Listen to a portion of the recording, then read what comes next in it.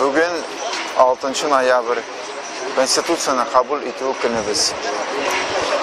Ne için çıktık? Mene soңғы 10-12 yıl içinde bizim Konstitutsiyanın birinci variantından bir narsa kalmadı. Müstakillik turunda, bizim suveren devlet bulduğumuz turunda hem ekonomika, bütün bu meseleler boyunca bizim kanunlarımız var idi. Hazır konstitusiya yok deb aytırga tilaysizmi? Hazır tileybiz endi konstitusiyadan bir narsa kalmadı. Konstitusiya boş qog'ozga aylandı. Siz mana bunday shag'ib narsa taqdim etasiz. Biz xalqqa xatirlatamiz. Konstitutsiyamiz bor edi. Biz 20 yıl ilgari qabul etgandik. Niyatlarimiz demokratik davlat tuzarga, milliy munosabatlarni ko'tarishga, hozirgi bugungi kunga bir narsa qolmadi. Hozir qarab turam, butun ko'pchiligi chiquvchilarning tatar millatidan bo'luvchilar. Ne uchun oralarında urushlar yo'q ekan? Ular da bu respublikaning gражданlari.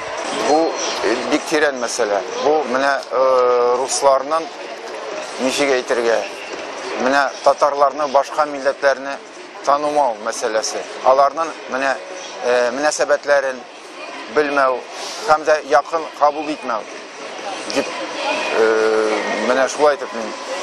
Mana bu elektron konstitutsiyani kiri qaytaruv uchun narsa sharga bo'ladi, narsa taqdim etasiz. Elektron konstitutsiyani hozirgi zamonda mana bu shartlarda qaytarib bo'lmas deb men o'ylayman. Biz vaqtida ko'p xatolar ishladik. Milliy harakat bo'larak da ko'p xato ishlandi, hamda bizning davlat tarafidan da resmi hükümet tarafından da ko'p xatolar ishlandi. Bu til masalasi bo'yicha bo'lsa da, ekonomika masalasi bo'yicha da biz hamon ustuplarga bardik. Vaqtida bütün sinishlarga keragi, bütün sınavlarga keragi.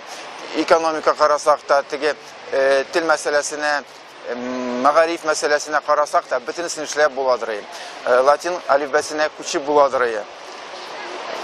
Ko'p ayberlarni bizga kerakli qonunlarini da qabul etib bo'ladiri. Biz ko'p ayberlarni yo'qoltdik.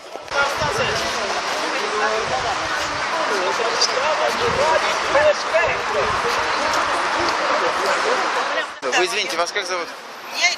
Меня зовут Ренат, я вот недавно дал интервью радио «Азатлык», и я объяснил, что вот у русского населения, да, нет понимания проблем народов, которые есть у татар, у других народов. Вы их не понимаете, вы их проблемы не понимаете. То, что... Я понимаю, что мы здесь, русские, ущемлены. Еще раз говорю, татары ущемлены в своем Татарстане. Учебе, где угодно, ущемлены. Вот давайте сравним. У татар нет своего университета. У татар нет... Нас меньше поступает. Мы меньше везде работаем на всех должностях. Вот видите, посмотрите. Вот видите, вы даже не слышите. Возьмите. Образование, здравоохранение. Начальник следственного управления, все Подождите, вот смотрите. Огромная Российская Федерация. Вот огромная. И маленький такой Татарстан. И вы знаете, а где же татарам-то развиваться, где им получать звания, посты? А где? Вот огромная Россия. Почему? За советскими не развились? А где же там?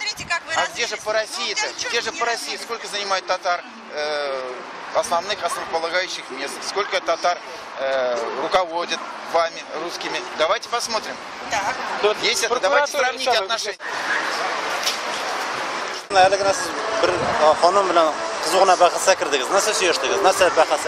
Ник татар тілін оқытырға дей? Татарлар bizlere fakultatif revişindegine tatarşaların girensinler dey. Bizge ol kirek tügül dey. Gülfeniye Hanım, siz bugün günde Tatarstan Konstitutsiyasının gamelde deyip sanıysınız? Gamelde tügül ikenin bilem. Gamelde deyip sanımayım. Nuşulay da elimine nişiktir bir kuanış bire, küş bire Tatarstan Konstitutsiyası degen süzde benim kulağıma rahat işitler.